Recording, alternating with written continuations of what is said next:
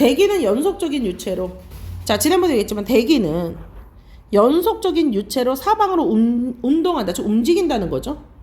이렇게 움직일 때는 여러 가지 변수로, 기압이나 기온이나 습도, 바람 등의 변수로 나타나는데, 이들 간의 대기하고 이 전속적인 유체하고 이런 기압이나 기온, 습도, 바람 등의 상태로 인해서 대기의 상태가 변해.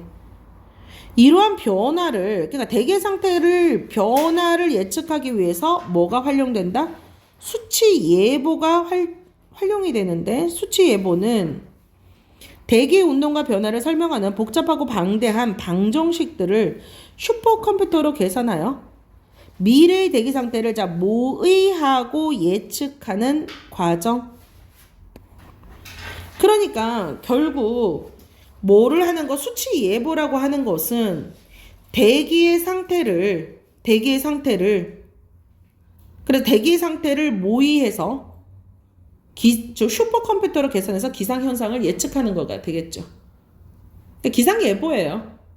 기상을 갖다가 예보하기 위해서는 대기의 상태를 봐야 되잖아. 구름이 막 움직이는 거, 이런 것들을 봐야 되잖아요. 그쵸? 근데 이 구름이 움직이거나 이 대기가 움직이는 것은 여러 가지 온도라든지 기압이라든지 습도라든지 바람이라 이런 것들이 다 영향을 맺을 수 있다라는 거죠. 그러면 이때 모의한다. 그럼 모의한다는 말을 쓴다는데, 모의한다 이 말은 뭐야? 앞으로 일어날 것을 예측을 해야 되니까 슈퍼컴퓨터가 예측을 해주잖아요. 그럼 그 슈퍼컴퓨터가 예측하기 위해서는 뭐를 넣어줘야 돼요? 값을 넣어줘야 되는 거잖아. 예측값을 넣어줘야 되니까 기본에 있는 측정한 값을 넣어줘야 얘가 예측을 한다 이 말이잖아. 그래서 모의한다는 것은 방정식들의 근사해를 구한다, 근사치를 구한다 이 말이에요. 쉽게 그러니까 어려운 말일수록 내가 쉽게 이해하면 쉬운 말로 바꿔서 생각을 해주면 좀 쉬워져요. 그래서 근사해를 구하여 미래의 대기 상태를 예측하는 것을 의미한다. 됐죠? 그래서 수치 예보를 위해서는, 기상 예보를 위해서는 슈퍼컴퓨터로 기상 예보 모델을 가동하는데, 그러면 이 기상 예보 모델을 가동하는 목적에 따라서 모의할 대기의 영역을 정한 후에 그 영역을 격자 단위로 세분화한다라 그랬지. 그러면은 이 대기의 상태를 보기 위해서는 뭐를 한다라는 거야? 영역을 정하고 영역을 세분화한다라는 거야.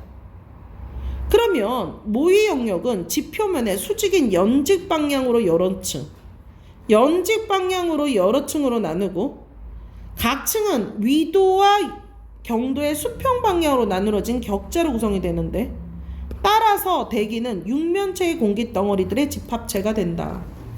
얘들아, 육면체가 어떻게 생긴 게 육면체야? 면이 6개인 게 육면체잖아. 그러니까 네모난 상자인데 이렇게 육면으로 돼 있는 거, 그치? 근데 이 육면으로 돼 있는 상자를 한번 생각을 해보자는 거지. 이 육면으로 돼 있는 상자를 어떻게 한다고 그랬어?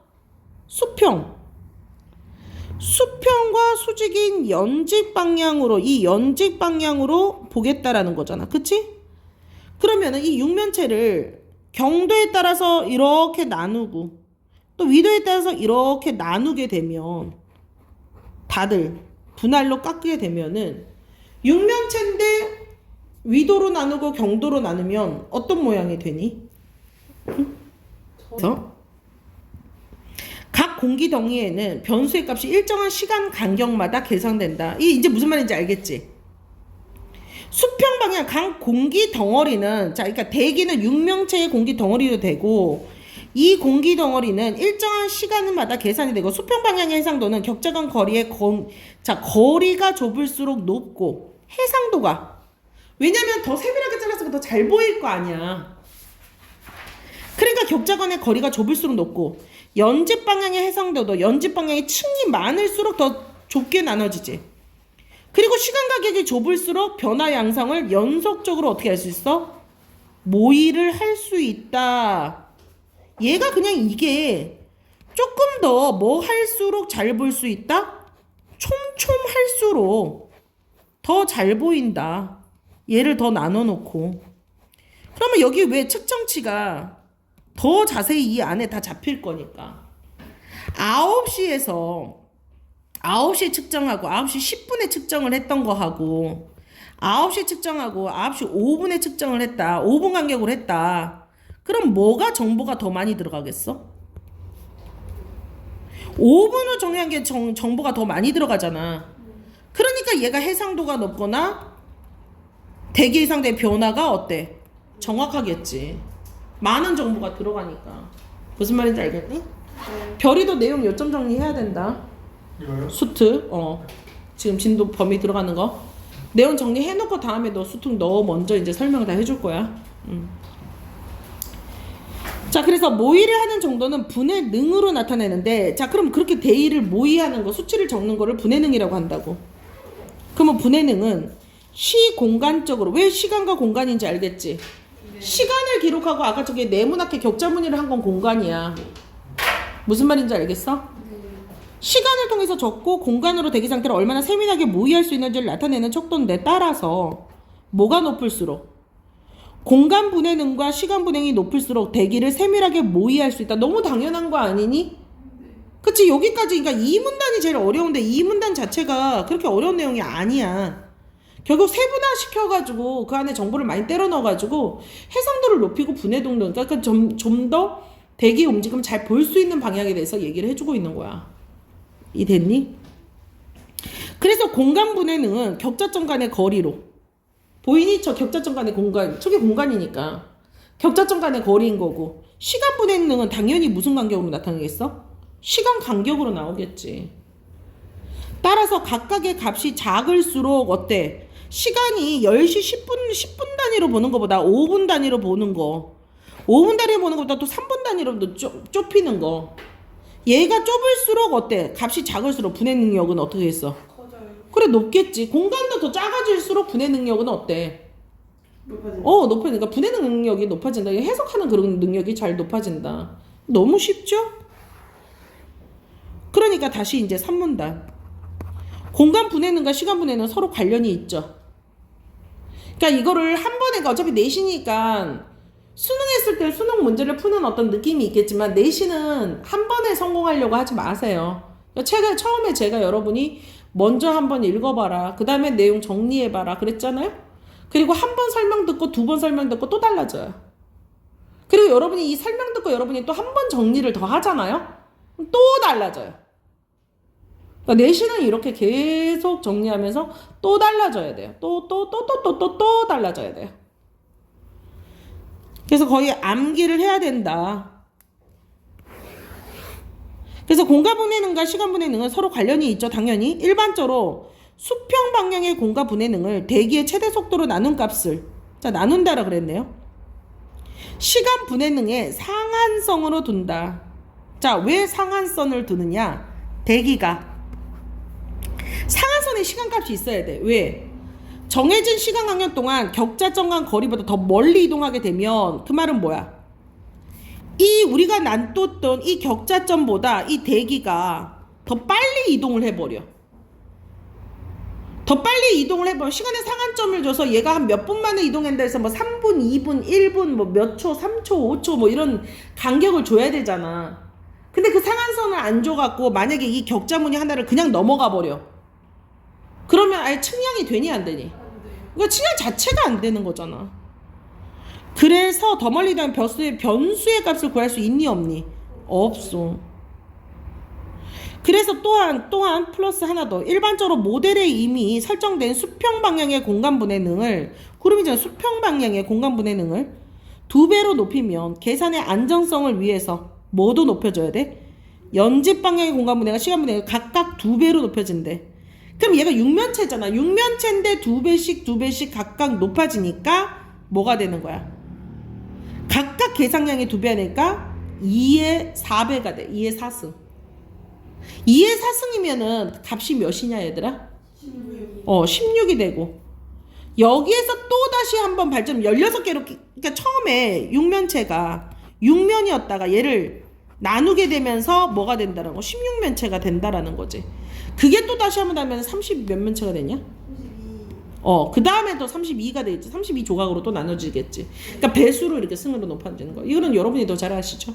계산은. 자, 그럼 여기서 또 끊어주고. 자, 2의 4배 승이 된다라까지도 이해가 됩니까, 이제? 왜냐면 여기 아까 그 육면체를 더 자르고 칸을 더 자르고 또 자르니까 더 많이 생긴다는 게 이해가 돼요? 네. 자, 모의 영역의 대기를 격자 단위로 세분한 뒤에는 자, 이제는 뭘 해야 돼? 방정식을 계산하기 위한 조건을 만들어야 되겠지. 그러면 시간에 대한 초기 조건 설정은 모의를 시작하는, 그러니까 측정을 시작하는 시점에서의 대기 상태를 설정하는 것으로 격자 점마다 대기 상태를 나타내는 변수의 값을 개별적으로, 그러니까 격자의 점마다 이 격자 무늬가 들어가 있는 이 점마다 모의의 시간을 다 집어넣는다는 거지. 자, 그래서 공간에 대한 경계 조건. 자, 그러면은 변수의 값을 개별적으로 부여하는데, 자, 공간의 아까 내부 육면체에 대해서는 모의 영역의 하단, 상단, 측면 경계의 대기 상태를 설정하는 것으로 여기는 대기와 에너지 상호 간의 대기의 이동 등이 나오겠지.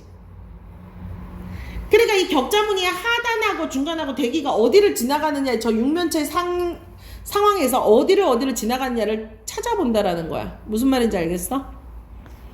먼저 하단 경계에서는 대기가 지표면을 통과할 수는 없기 때문에 맨 하단이 땅은 아니잖아, 그치? 공기 중앙이잖아. 저 격자 무늬를 만들어도, 그치? 그래서 대기의 연직 운동은 없다라고 판단하는데 하단에는 뭐가 없다? 대기의 연직 운동이 없다. 그러나 지표면 부근에서는 대기와 지표면 간에 복잡한 에너지 교환이 발생도 하긴 해. 그래서 특히 지표면이 흡수한 태양 에너지가 열과 수증기 형태로 대기에 전달되면서 대기 상태를 내는 변수의 값에 직접적인 영향을 끼친대. 따라서 하단은 어떻게 해야 돼? 하단은 영향을 끼친다라고 봐야 돼, 그지? 네. 뭐는 없지만, 대기의 연직 운동은 없지만, 대기가 움직이는 거는 없지만 대기에서 올라오는 어떤 조건은 영향을 미칠 수 있는 거지. 땅에서부터 올라와서 중간쯤에 있지만, 그치? 네. 대기의 조건을 주기 때문에, 그래서 이러한 뭐를 반다? 에너지 흐름을 반영해서 계산을 해야 된다. 하단의 조건만 얘기했어.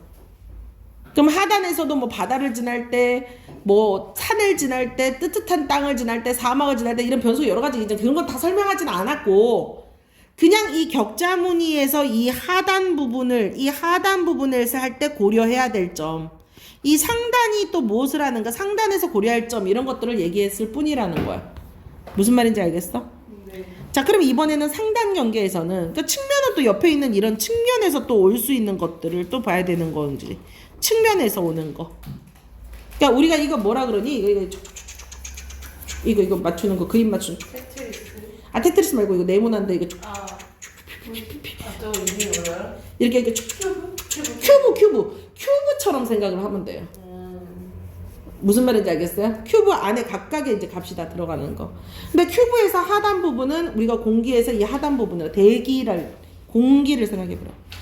그러면 상단 경계에서는 고도가 높아질수록 대지 연직 운동이 또 어떻게 되니?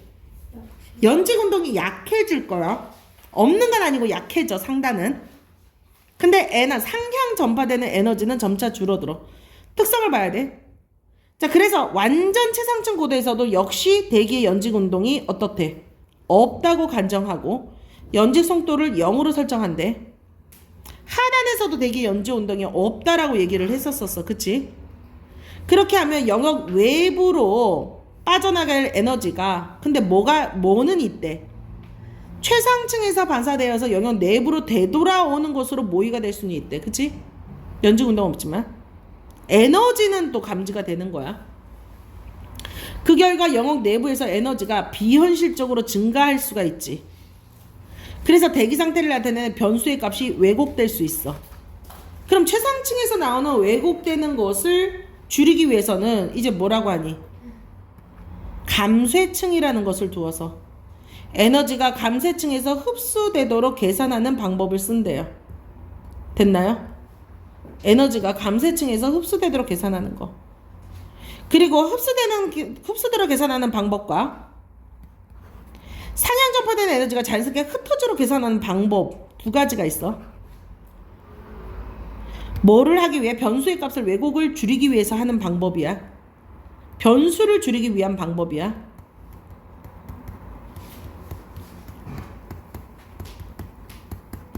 이때 최상층 고도가 약 80km 이상으로 충분히 높으면 두 번째, 최상층 고도가 그보다 낮으면 전자가 주요하게 작용한대.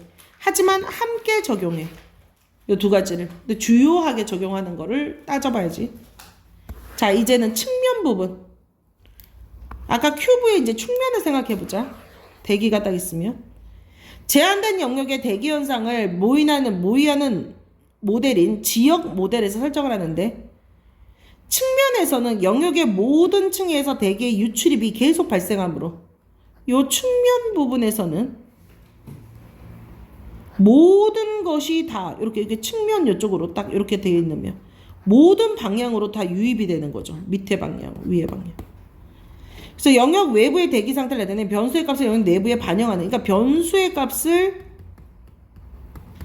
여기서 측정하는 값이 있을 거 아니야. 여기 측정값.